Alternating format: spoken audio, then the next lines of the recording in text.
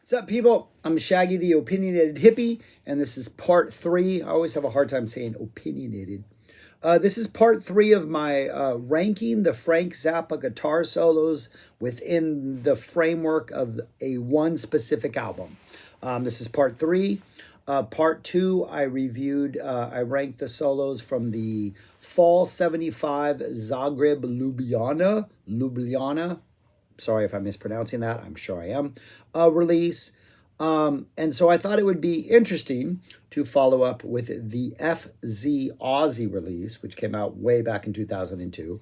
This is a show from January of 76, so the following tour from Fall 75, but it is the same band minus Norma Bell, who was only on the fall tour. I think played a solo or two on the Halloween show and then joined the band officially the following show and stayed through the rest of that tour early December. Didn't come back for the New Year shows or for the winter tour in 76. So it's the same band, a lot of the same solos. So I thought it makes sense to kind of follow up with this, rank these solos. And then what I'm doing now that we are three deep into this series is I am then going to rank the quality of the solos compared to other albums. So I have a ranking of the albums, but now I'm doing a ranking of the albums based on guitar solos only. So I'm going to run through, there's 9 guitar solos. I'm just going to briefly tell you my personal favorites, how I would rank them 1 through 9, 9 through 1. And then at the end of it, I will put that list up on the screen for you visual learners. And then after that, I will put up the list that shows you where I would rank this show compared to the other 2 shows, which so far have been the recent release from 80, the Mud Club Munich show, and then the Zagreb Ljubljana show. So that's what I'm going to do. So let's get on with this. 9 solos. Here we go. Oh, overall, well, I'll get to that at the end.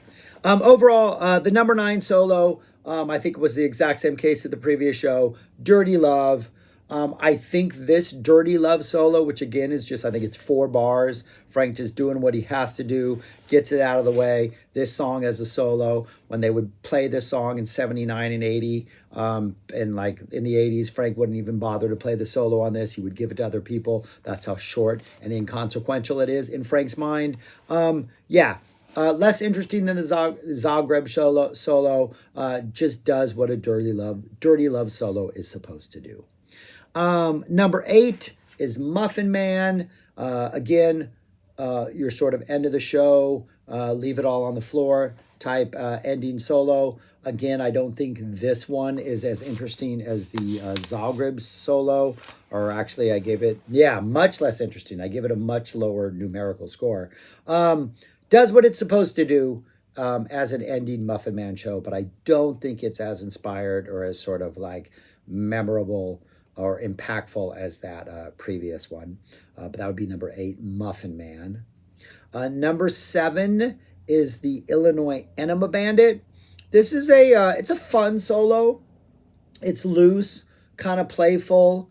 Some really good bass playing in it. The bass player kind of like draws attention to himself in a good way in this. There's not I don't think the solo really, the thing this solo provides, I don't think there's any really memorable phrases, or Frank isn't going anywhere that he didn't maybe necessarily go in other solos. But I think this one just has a feel, and it just kind of feels good, feels loose, feels playful. And I think it is definitely more of a vibe than an actual like looking at the notes and feel what the notes have to say or where they're going or what they're expressing. It's just, there's a good, loose, playful feel about this Illinois Enema Bandit. That'd be number 7. Number 6, kind of jumping up in quality a little bit. We get the Carolina Hardcore Ecstasy, a really neat tone, a very sort of science fiction-y, spacey, sort of radiation-filled sort of tone. Alien, foreign, but maybe not E.T. or even Close Encounters, but maybe a little more Predator type feel to it, though not that as aggressive. Good wah action, nice sort of building energy throughout the whole thing. Carolina is one of those weird ones because, as I said in the previous video, there's that hardcore vamp that kind of restricts, the boundaries of the solo. And where Frank finds his space in that vamp or how he decides to write it, always kind of either makes or breaks at Carolina for me, and Advanced Romance and some other songs. But this one really works. And I think that's the tone that just kind of cuts through all the nonsense. And just like it says, this is what I am, I'm here. Yeah, pretty good solo. A step up from the first three, I think. Number 5 would be the opening Stinkfoot. 75, 76, even throughout like the 77. Stinkfoot openers, I think, were really, really good. And I think Frank approached the solo section as like chapter 1 of a much larger book. Like he really wasn't trying to like reach an early peak or make a defining statement or do anything other with this Stinkfoot solo than to kind of set you up for the rest of the night. And so they're not ever really aggressive or they're never too ambitious, but they're always just like perfect, right? Like they develop slowly, they kind of lead you into like whatever their like motif is going to be, and then it gets frenzied, and then they usually like bring it back down comfortably to like get into like that where he introduces the band and then like segues into the next song. They're always very patient. This one in particular has a bluesy vibe about it, but again, Stinkfoot is a fantastic opener. And it's one of those songs where I think over the years, because it's opened so many shows throughout so many tours, it was one of those songs I sort of dismissed or was just like, oh, it's Stinkfoot. But then revisiting these recently with like a more like this one and Zagreb in particular, I'm like, Stinkfoot really was good. And like that solo and the way it just kind of set up everything else, absolutely fantastic. Yeah. So number 5, Stinkfoot. Number 4, Advanced Romance. A nice long Advanced Romance solo. The first half of the solo kind of just is in your typical Advanced Romance territory, and I don't think it really distinguishes itself from any other ones. But then about halfway through the middle, about right in the middle, halfway through the solo, it just gets fire. It gets a little bit ferocious, a little bit furious. Frank just starts going all out, and like just the pure sort of intensity of what Frank is bringing just completely elevates Advanced Romance.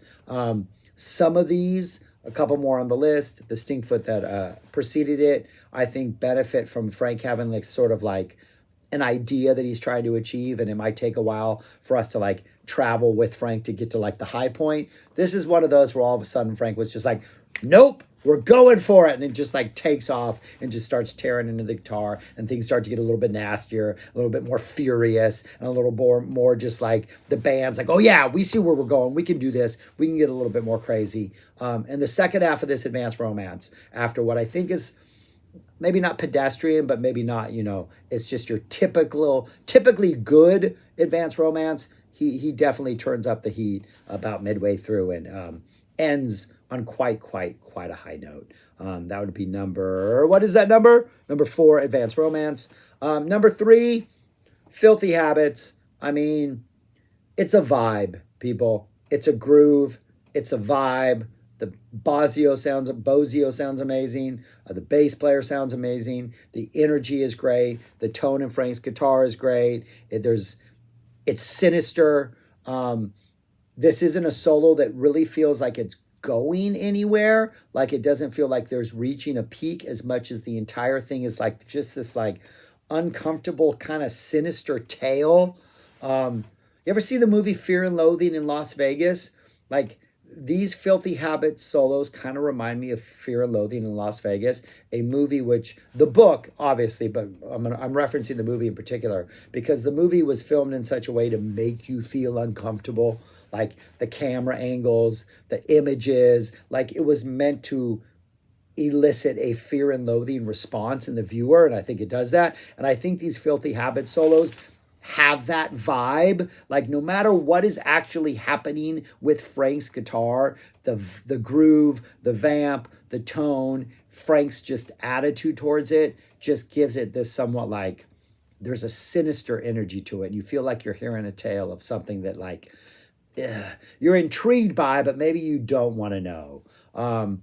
And then, of course, on this tour, when he started introducing like Steamfoot, the Poodle Lecture, Dirty Love, and Filthy Habits as one part, as like part of like the same sort of story. And Filthy Habits was maybe a callback to having Dirty Love with an animal. It gives it an even more uncomfortable feeling. But a really good solo. Probably not one of the best Filthy Habit solos out there, but I mean the groove is so incredible that you just can't dismiss it. Number 2 is Zoot Allures. So when they hit the winter tour when they hit 76, Chunga's Revenge used to have a solo in Chunga's Revenge, and then there would be usually a drum solo, and then Frank would do the Zoot Allures thing, which is this, the basic skeletal version of Zoot Allures, which would have sort of the 2-minute like theme, and then you'd get some like somewhat standard soloing, and then you'd go off into this more like amorphous type of vibe. For 76, Chunga's Revenge, he dropped the Zappa solo, so you just got more solos from the other band members. A drum solo by Bozio, as can be heard on You Can't Do That on Stage Volume 3. And then they would go into Zoot Allures, which was a little more developed by now, felt a little more complete. But he would play the theme, then he'd go into the solo section, which was longer, much more interesting, I think, than it was in 75, at least like the first part of it. And then after that, and we'd get some good, healthy solos in this section. We're talking 5, 6, 7, like 8-minute solos. He would go into Ship Ahoy, which is when he would use, I think, the voltage control filter and get those really weird sounds. And the more I listen to Ship Ahoy's, the more I realize that a lot of what made Ship Ahoy so intriguing and successful is that filter and his use of that filter. And there are solos when I don't think he's really staking out any new Ship Ahoy ground as much as he's just kind of relying on the same tropes. He would abandon the use of this filter after this tour. Maybe pop up every so often, but I'm not even sure that was the case off the top of my head. So it really was something he was almost just toying with on this tour. And this is one of those solos, the Ship Ahoy part from this show, where I don't think the Ship Ahoy part really differentiates itself from any other Ship Ahoy. It's good, it's fun to listen to, I love that effect, but I don't think that actual solo is really all that different than like your other standard great Ship Ahoys. The first part of the solo, however, the part which is more free form, which is more just him exploring, is really, really good. Kind of starts off incredibly slowly, definitely takes its time, very exploratory, has this very sort of, again, like Filthy Habits, this storyteller vibe that is just so sublime and understated. And Frank reminds me of the Dupree's Paradise solos from like 73 and 74, which I think are by far some of the most fascinating things he's ever done, which is really just him like giving himself the blankest slate possible and letting him just explore ideas and taking his time and have fun with the guitar. And I think him knowing that at the end of wherever he was doing on any given Zoot Allures, him knowing that Ship Ahoy would follow and he would just could jump into this like sound and like go head, just dive into that for 4 or 5 minutes, like gave him even a little more patience, because he knew there was a payoff for the audience. So I think he could take his time. He could develop ideas more slowly. He could be a little more understated. And this is one of those Zoot Allures which just provides all of those perfect sort of understated moments. And then, you get the Ship Ahoy to sort of like wash you off with the weirdness that you need in a Frank show. But yeah, that's my number 2. And then number 1 is Black Napkins. Like I've said, you release a box set with every single Black Napkins, I'm buying it, and I'm going to love it. This is a great Black Napkins. Again, I think these are like Frank exploring the guitar. I've always imagined him as sort of like a sketch artist, like when you're like going down Venice Beach or somewhere, where like people are out there sketching and like you're watching them sketch and they're like filling in the initial details and you're not really sure where they're going. And then after a while, you're like, oh, this is this, right? It's a picture of this. And then you get to enjoy them like complete the image that you already know is taking shape. And then at the very end, there's always 2 or 3 touches that add something like, oh, that's really good. I feel that's what like Black Napkin solos are like, in this era particularly. He takes his time sketching out ideas, developing a motif. He finds that motif. He hits it hard. He rides it for 3 or 4 minutes. And then when you feel like you've reached the peak, Bozio's done what he needs to do. The bass player does what they need to do. He still has like, oh, wait, but I got a couple more ideas that I'm just going to quickly sketch out that are just like the cherries on top, the final little highlights and all that stuff. And I feel like this is clearly one of those. There are 2 moments in here. There is a moment in this solo, I think it's about a third of the way through, where Frank just does this like build up. This just like, he just ratchets it up, the intensity of the solo, where you're just like feeling like the tension is like escalating, almost like a Grateful Dead ending Morning Dew, where you're like, when are they gonna like reach the climax? And that feels like Frank is doing that, only you know it's not going to sort of a climax because we're only a third of the way. We're like a minute and a half, 2 minutes into the song. But you know something's going to happen. But when they reach that peak, and it's satisfying, it doesn't erupt into this explosion, but Frank just kind of takes off on this sort of linear path where you're like, oh, I gotta catch up to him, right? It's not like this release as much as you're like, oh, we've now reached the next level. But it is, I think, one of the more utterly intriguing, fascinating little riff moments where Frank does something that seems almost pre-written and like something you would see like Muse do, and the crowd would erupt and lasers would shoot out from the audience. But it has that real rock star anthemic almost vibe to it. And then there's also a very, I think the overall feel of this Black Napkins is like Frank is casting some magical spell, and once he has all the ingredients in there, that's when he like ups the intensity, and then like the spell is cast, and you're just hooked, you're hypnotized, you're caught in his net. So yeah, a fantastic Black Napkin solo. But there they are, all 9 right there. That is them in written form for all you visual learners. Look at it quickly, because I'm going to get rid of that list in a second, and I'm going to put up the list of how I would rank all the shows so far, which is right there. Of the 3 I've ranked, the Mud Munich show is by far the best of the 3. Quite a bit, maybe like a point higher in my overall rating of them. Just Frank's playing, even Logaman's drumming is fantastic, but really it's Frank's playing. It's just at a whole other level at this point, which makes sense. It's, 4.5 years after these other 2. And then Zagreb would be next, about a point down, and then even like almost maybe a half point below that would be, or a whole point. No, not too far below that. Sorry, I was looking at another album I've not yet reviewed.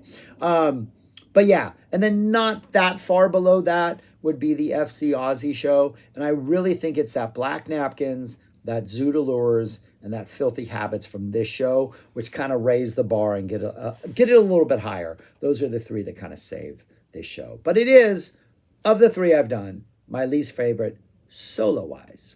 But anyways, also I think it was overall ranking-wise. So I'm sure there's some correlation there. But anyways, that's all I got. Thanks for watching. Let me know what you think about these solos. Let me know about what you think about these shows, releases. You know how all this works. Comment, subscribe, listen to music, like, share, whatever. And most importantly, go listen to music, people. Go listen to music. And if you've noticed, I'm wearing my beanie again because it's no longer summer in Texas, which it was yesterday at 90 degrees. We're back to like cold winter again. So I'm confused. But anyways, enough of my yakking. Talk to you later.